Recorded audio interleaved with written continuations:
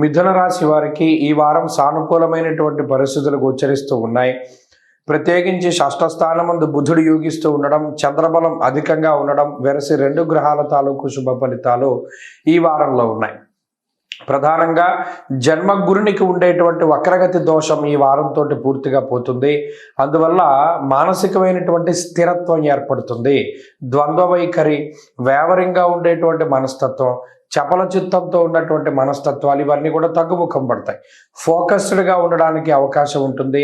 ఏదైనా ఒక పని చేస్తే దాని మీద ఏకాగ్రత, దృష్టి ఇటువంటివన్నీ కూడా పెట్టగలుగుతూ ఉంటారు. అలాగే ఈ వారంలో ఉండేటువంటి గ్రహస్థితి లౌకికంగా చాలా ఉపయోగపడుతూ ఉంటుంది. శత్రువుల మీద విజయాన్ని సాధించడానికి, ఎత్తుకు పై ఎత్తులు నడపడానికి, ఏదైనా ఒక ఆపద వస్తే దాన్ని చాలా చాకచక్యంగా తప్పించుకోవడానికి ఇటువంటి వాటికి అవకాశం ఉంటుంది.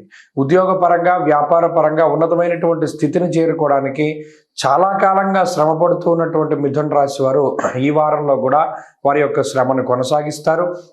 అయితే ఈ వారంలో శ్రమకు తగినటువంటి ప్రతిఫలం కొంతమేరకు దక్కేటువంటి అవకాశం ఉంటుంది. గృహము, వాహనము, ఆభరణము, బంగారము ఇటువంటి వాటి యొక్క కొనుగోలు లేదా అమ్మకాలు, లేదా భూమి, ఇల్లు, పొలము ఇటువంటి అమ్మకాలు లేదా కొనుగోలులో ఏదైనా జాప్యం జరుగుతూ ఉంటే అవన్నీ కూడా తొలగిపోయి ఆ పనులన్నీ కూడా చాలా ముందుకు వెళ్ళేటువంటి పరిస్థితులు కనబడుతూ ఉన్నాయి.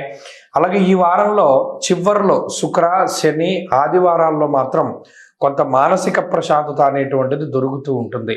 అమ్మయ్య మనం ఏదో ఒకటి చేయగలిగాం, లేదా ఆ సమయానికి ఏదో మనకి ఇబ్బంది దాటగలిగాము అనేటువంటి మానసిక ప్రశాంతత వారం చివరిలో మిథున రాశి వారికి దక్కడానికి అవకాశం ఉంటుంది.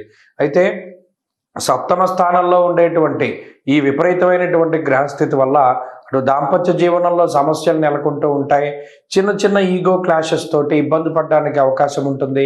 జీవిత భాగస్వామి సరిగ్గా మిమ్మల్ని అర్థం చేసుకోవట్లేదేమో అనేటువంటి భావన మీలో ఎక్కువగా ఉంటూ ఉంటుంది.